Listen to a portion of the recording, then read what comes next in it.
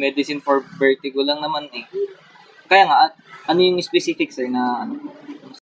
Yes po sir. Ano po yun? Sa vertigo. Sa, Vertigo. for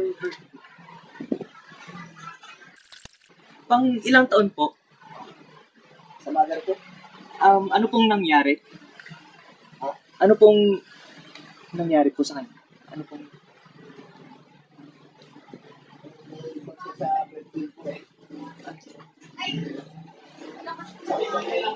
sakit? Yung naraw po. Mga sumusog po nga. Na-check niyo yung BP sir? Ha? Na-check niyo yung BP? Oh, may beauty siya sa rin. Ano yung BP niya sir? Siya nahihilo ngayon, may nakain wala? Siguro niya. Nakain. Meron bang grado yung mata niya? Hindi niya sinusot yung glasses. Hindi niya sinusot yung salamin niya. Ngayon lang nahilo. Yung Napagod, naglaba kasi. naglaba.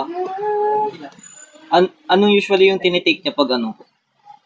Pag na-vertigo, nahihilo. Ayan. Yung medicine for vertigo lang naman eh. Kaya nga, ano yung specific sir na ano, kung sakali? Kasi pag hindi, pag hindi pa niya, Sir, bakit ko nakakain po? pati nga sir. Wala, iwasan na lang po. Pag hindi nyo mahanap, okay lang si Bonamin na ibigay dito sir. Kung gusto mo. Bigyan ko, pati nga. Omega po, mag-spray. May omega po. B-complex naman to sir. B-complex lang to. Hindi, yan. Pag nahihilo siya. Wala pong omega pang spray na. B-complex lang yan sir. Hindi siya pang vertigo. Ano siya? Kaya, pag sumusog po ang vertigo ka, Na B-complex. Vitamin siya sir. Bigyan kita talaga ng panghilo. Bigyan kita talaga ng panghilo. Pero na lang, yung Bonamin po.